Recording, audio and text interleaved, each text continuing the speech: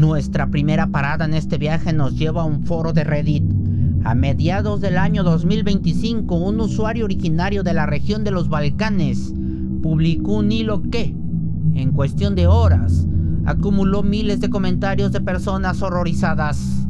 El título de la publicación era directo: descubrí perturbadores perfiles falsos de Facebook, suplantando a las víctimas del tiroteo escolar de Serbia, y entre signos de interrogación, ¿qué está pasando?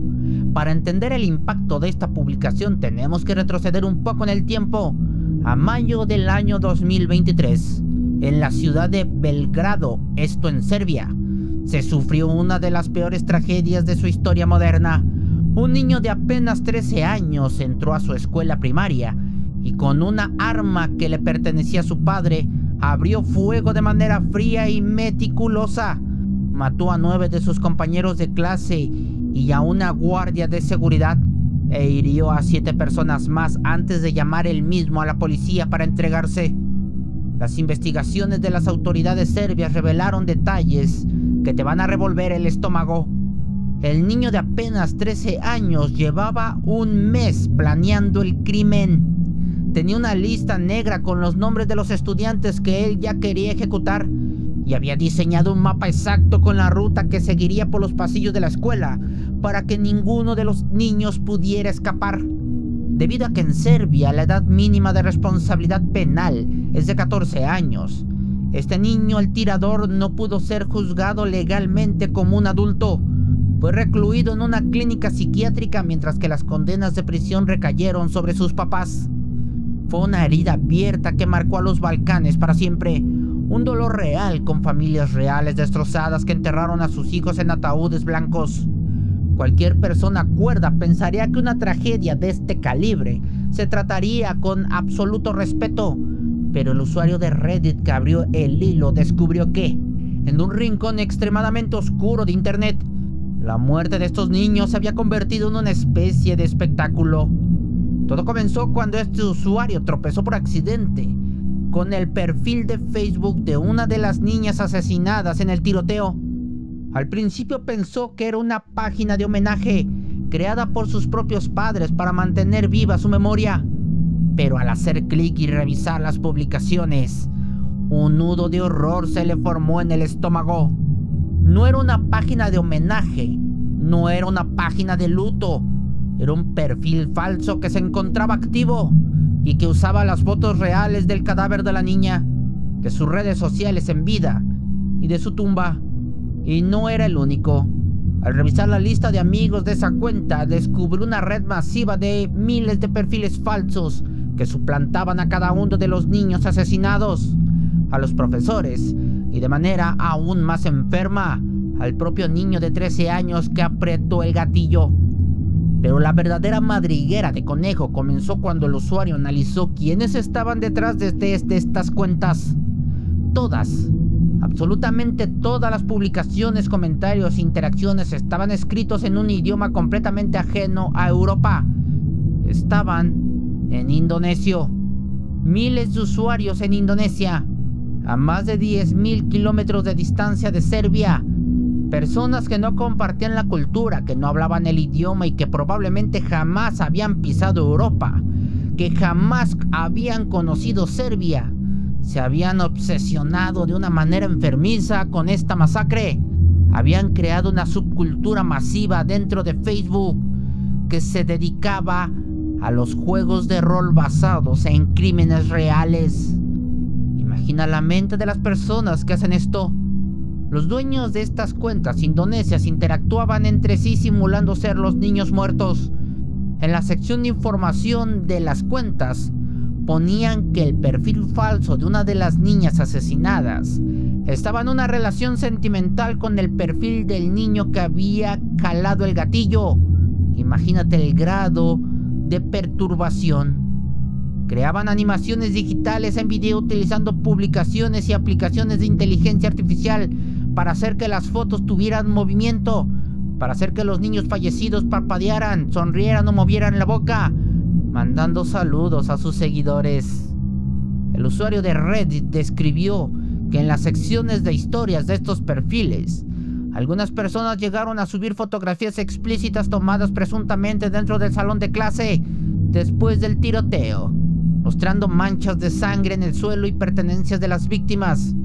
Imágenes que el propio gobierno serbio había censurado para proteger la dignidad de las familias, pero que estos usuarios indonesios consiguieron y compartieron como si fueran simple material de entretenimiento. Al profundizar en los grupos de Facebook vinculados a este fenómeno, los investigadores de Reddit descubrieron que esta comunidad organizaba dinámicas de retención ridículas. Publicaban imágenes de los niños asesinados con textos como ¿quién es tu ídolo?, poniendo a votación los nombres de las víctimas frente al del tirador. Hacían dinámicas llamadas redadas de fotos, donde pedían a los miembros del grupo que inundaran los comentarios con ediciones de fotos con filtros estéticos, música pop y corazones alrededor de las caras de los menores fallecidos. Organizaban concursos de trivias para ver quién sabía más datos personales de los niños que murieron en el tiroteo. En Reddit, el debate se encendió y volvió caótico. Algunos usuarios intentaron defender la situación argumentando que, a su extraña manera, estas personas en Indonesia sentían una empatía genuina por las víctimas y que esa era su forma de procesar el luto en la era digital. Pero la inmensa mayoría llegó a una conclusión mucho más oscura y realista. El Internet ha roto los límites de la empatía humana. Estamos viviendo en una época donde generaciones enteras crecieron con acceso ilimitado a videos explícitos, páginas gore y tragedias en tiempo real en la palma de su mano. Nos hemos desensibilizado a tanto dolor. Ya no sentimos el dolor ajeno. Que esta comunidad nos ha enseñado que no cualquiera puede sentir tanto dolor dentro de sí. Las víctimas de una masacre real ya no son seres humanos que sufrieron, son personajes de una serie de televisión, son avatares en una pantalla. Han convertido un crimen real en un fanticidio de terror, destruyendo por completo la frontera entre el luto y la obsesión más perversa. Lo más perturbador de todo es que, a pesar de las denuncias de la comunidad de Reddit, muchos de estos grupos y perfiles todavía siguen activos hoy en día. Para ellos, la pesadilla de Belgrado nunca terminó y sigue reproduciéndose cada segundo en los servidores de Facebook al otro lado del mundo, donde los fantasmas de esos niños son obligados a actuar para el entretenimiento de miles de desconocidos. Para nuestra segunda historia, tenemos que alejarnos de las redes sociales modernas y retroceder en el tiempo. Viajemos a los años 80 y 90, la época dorada de las salas de arcade, lugares llenos de luces de neón, música sintetizada, el sonido de las monedas cayendo y risas de niños. Se suponía que estos lugares eran el refugio perfecto, un espacio seguro donde el mundo exterior y sus peligros no podían entrar. Pero en el año 2013, en un viejo foro de entusiastas en Atari, un usuario publicó un recuerdo que había estado atormentándolo desde su infancia. El hilo decía algo como esto: recuerdo que cuando era niño, en una estación de servicio cerca de mi casa, había una máquina de arcade de minigolf. Nunca la jugué, pero me quedaba mirando la pantalla de demostración. A veces, la música alegre del juego se cortaba por completo y aparecía una pantalla fija con las fotos de dos niños reales, desaparecidos.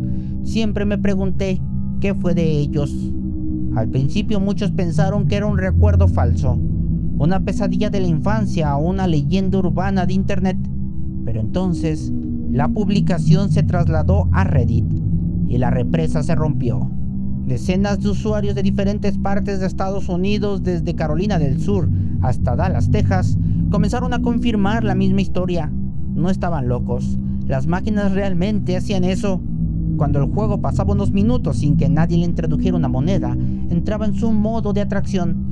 De pronto los gráficos de colores del minigolf desaparecían y en su lugar, la pantalla de tubo catódico parpadeaba emitiendo un zumbido seco y mostraba los rostros digitalizados en baja resolución de dos niños pequeños. Eran los dos niños desaparecidos.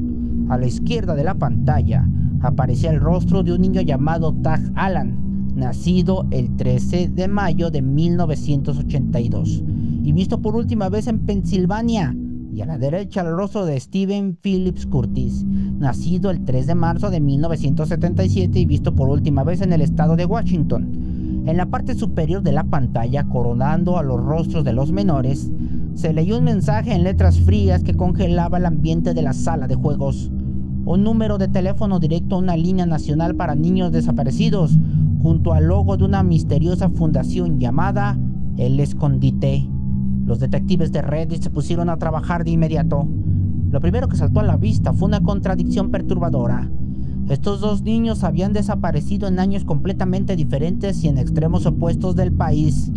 No tenían ninguna relación entre sí. ¿Por qué sus rostros estaban grabados junto con los microchips de miles de máquinas de arcade de los Estados Unidos?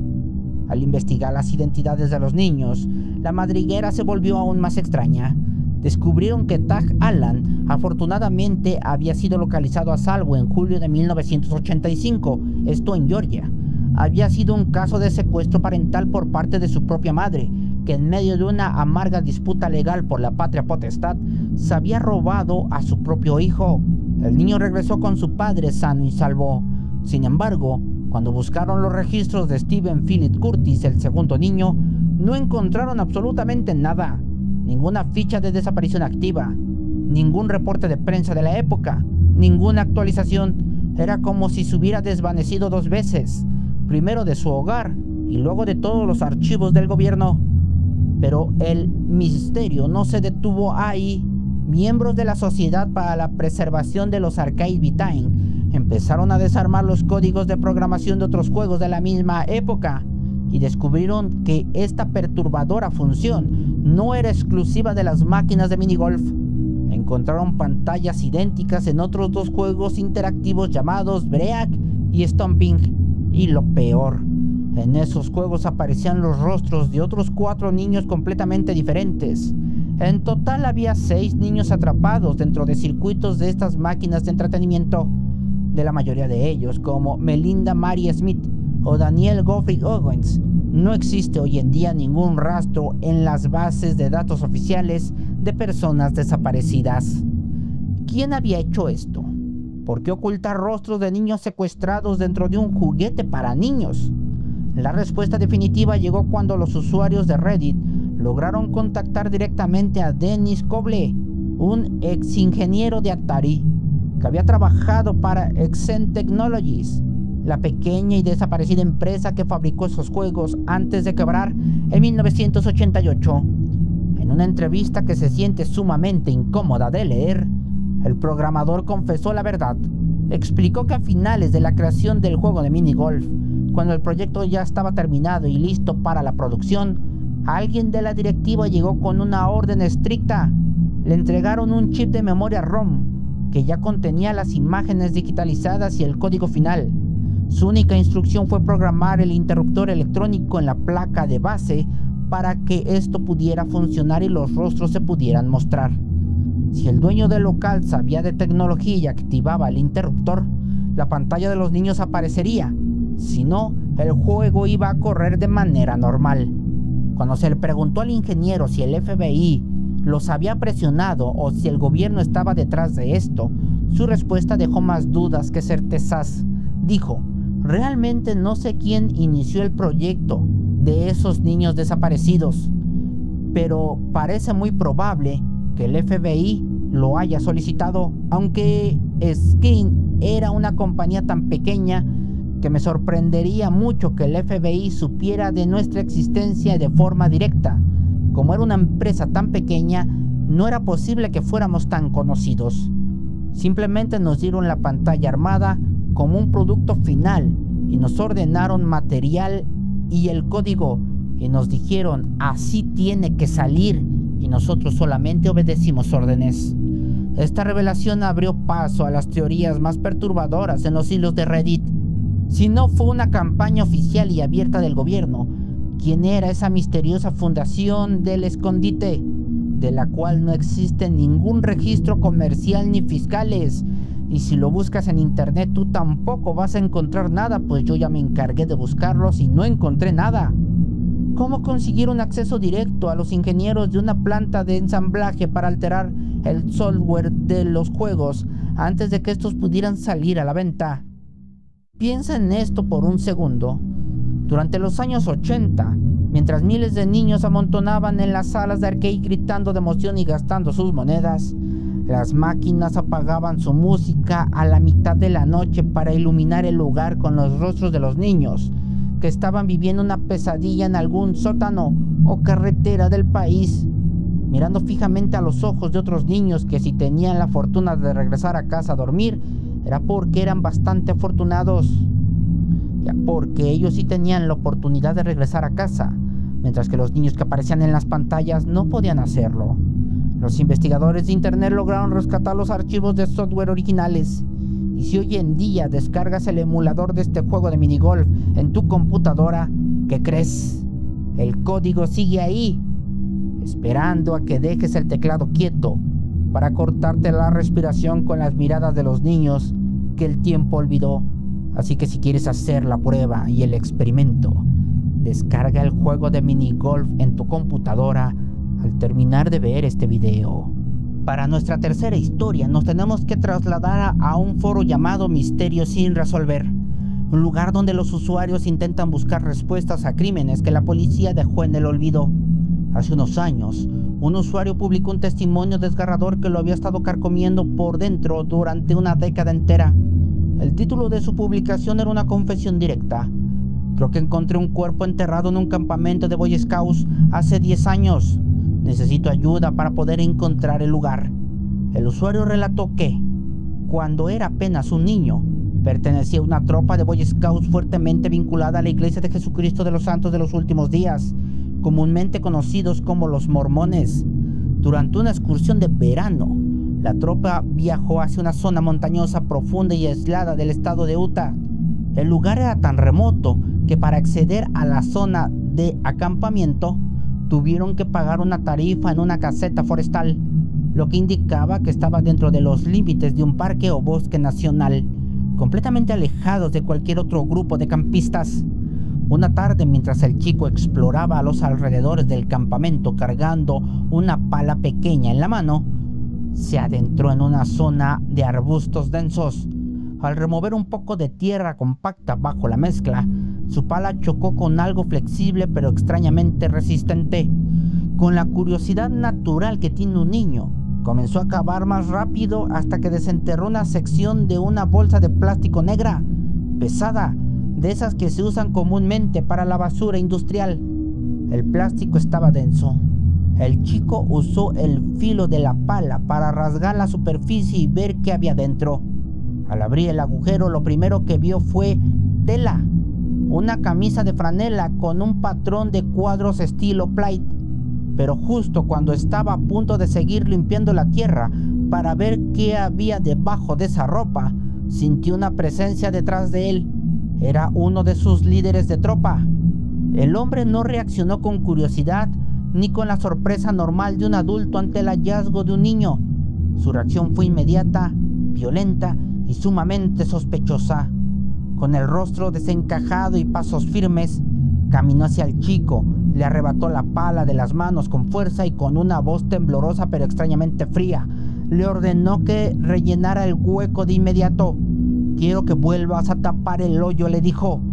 Le prohibió terminantemente seguir excavando y le advirtió que jamás, bajo ninguna circunstancia, volviera a hablar de lo que había visto esa tarde con nadie de la tropa, ni con sus padres, ni con el pastor de la iglesia. El chico, aterrorizado por la autoridad del líder, obedeció. El secreto quedó sepultado bajo la tierra de Utah. Cuando este usuario publicó su mapa aproximado en Reddit, buscando que los detectives digitales lo ayudaran a localizar el área exacta para notificar a las autoridades actuales, ocurrió algo que le congeló la sangre y a toda la comunidad también. En la sección de comentarios, otro usuario relató una experiencia idéntica, ocurrida casi en la misma fecha y en la misma zona exacta. Este segundo usuario contó que estaba acampando con su esposa en esa región, cuando un olor insoportable de carne en descomposición los guió hasta una zona de maleza. Allí encontraron una bolsa de basura negra semienterrada de forma muy superficial. Al picar el plástico con un palo, la bolsa se rompió y un hueso largo y blanquecino que parecía una costilla humana brotó de la hendidura. Aterrorizados, corrieron hacia la camioneta del guardabosques local que acababan de ver pasar para reportar el hallazgo de una fosa clandestina. Sin embargo, la actitud del guardabosques fue sumamente hostil y errática. Les impidió acercarse de nuevo al lugar y, visiblemente nervioso, les dijo que los jóvenes subían a esa zona a festejar y que siempre dejaban enormes bolsas con restos de carne podrida y comida. Afirmó que él mismo había enterrado esa bolsa para no tener que cargarla. Acto seguido, comenzó a presionarlos de forma agresiva para que empacaran sus cosas y abandonaran el lugar de inmediato, alegando que el lugar se volvía peligroso y ruidoso cuando caía la noche, y más los fines de semana.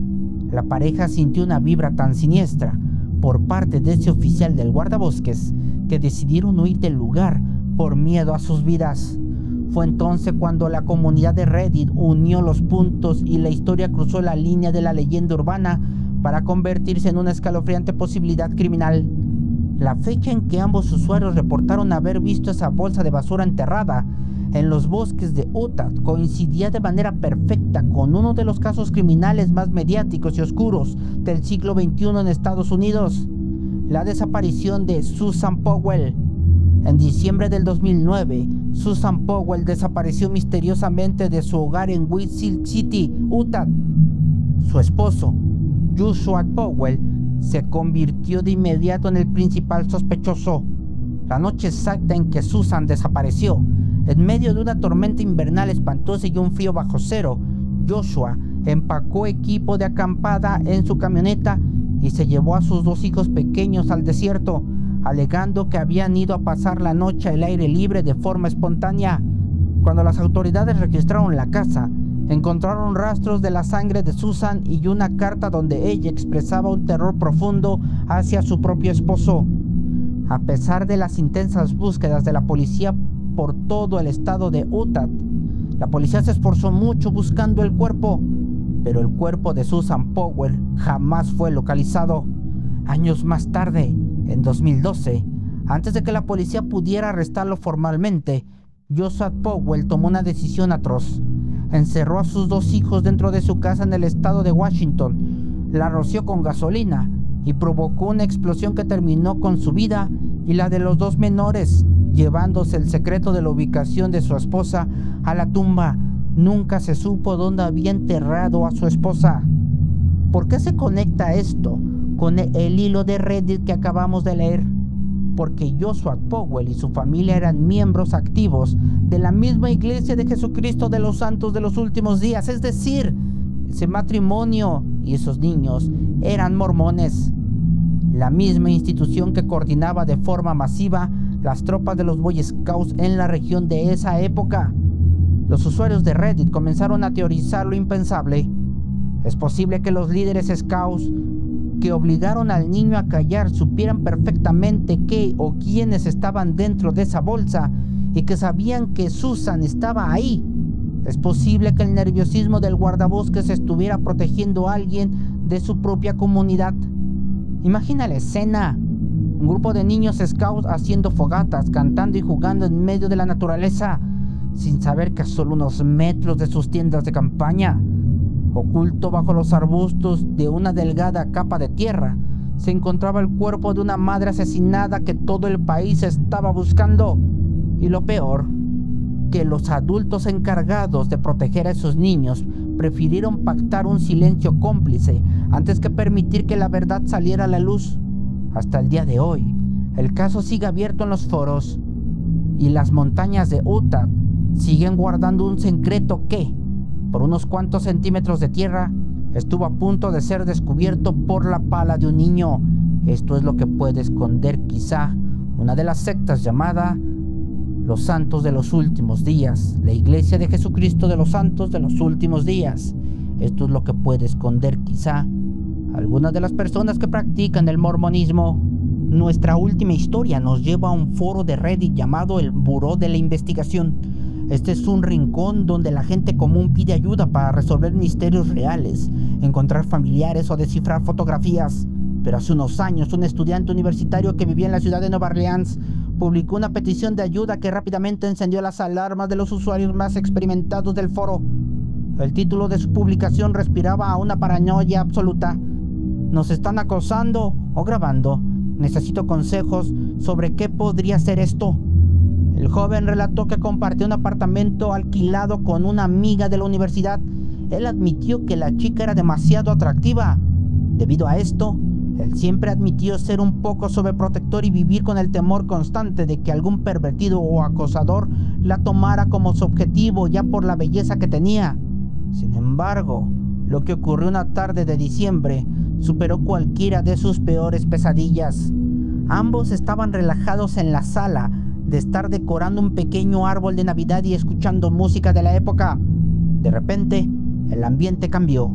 Desde la habitación contigua, una cocina pequeña que conectaba con un pasillo trasero, provino un sonido extraño, un zumbido estático, un sonido mecánico ascendente, e inmediatamente después, una voz masculina artificial y robótica pronunció una sola palabra con total claridad en medio del silencio: Venus. Venus.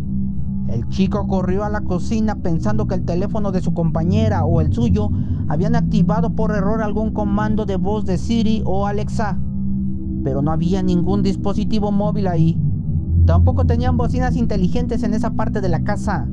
Al revisar sus teléfonos en la sala, comprobaron que no tenían notificaciones ni mensajes, ninguna aplicación de astronomía o astrología abierta que pudiera justificar que el sistema pronunciara el nombre de aquel planeta de la nada. Desesperado por respuestas, el usuario grabó el sonido recreándolo con su propia voz. Describió el tono exacto en Reddit.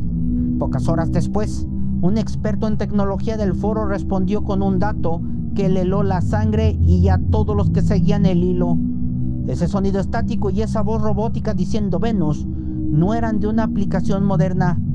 Era el tono de encendido exacto de un LG Venus, un modelo de teléfono celular deslizante lanzado en el año 2007, un teléfono viejo completamente obsoleto, el tipo de dispositivo que hoy en día no se usa para redes sociales sino como un teléfono quemador o desechable simplemente para llamadas y mensajes, un teléfono diseñado para no dejar rastros.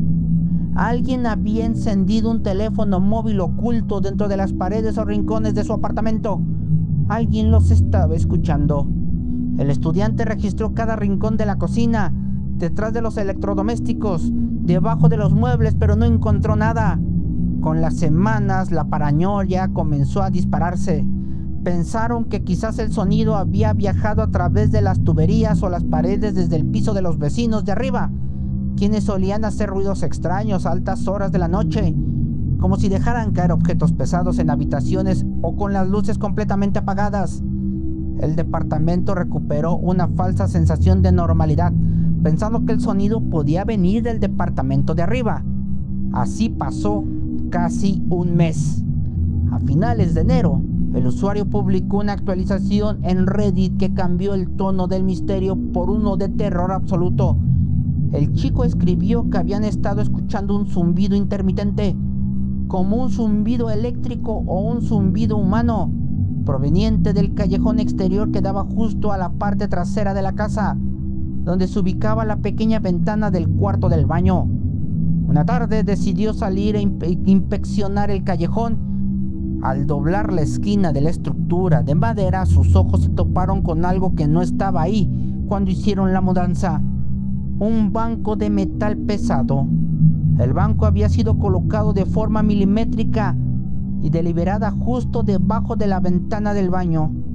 El usuario, que medía casi 1,80 m, se subió al banco para entender la perspectiva, y al hacerlo su rostro quedó exactamente a la altura de las rendijas cortinas del baño. Desde ese banco exterior se podía ver perfectamente hacia el interior de la ducha. Es decir, los habían estado espiando cuando se bañaban. Con el estómago revuelto por el asco, el chico le tomó una foto al banco y se la envió al casero para reclamar. La respuesta del dueño de la casa fue tajante. Ese banco no es de mi propiedad, yo no lo puse ahí. Nunca lo había visto. Y sospechaba que algún inquilino interior lo había dejado olvidado en el patio delantero. Pero el estudiante sabía que eso era mentira. Él mismo había limpiado y revisado todo el perímetro semanas atrás, y el callejón estaba completamente vacío. No estaba ese banco. Esa misma noche, para proteger a su amiga, el chico arrastró el pesado banco de metal hasta el otro extremo del patio, lejos de la ventana, y lo volteó completamente al revés, dejándolo sobre el césped como una trampa visual.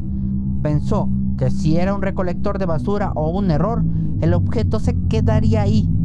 Una semana después, cuando el joven volvió a revisar el callejón, el banco de metal estaba de nuevo en su lugar original, derecho, firme y perfectamente alineado debajo de la ventana del baño.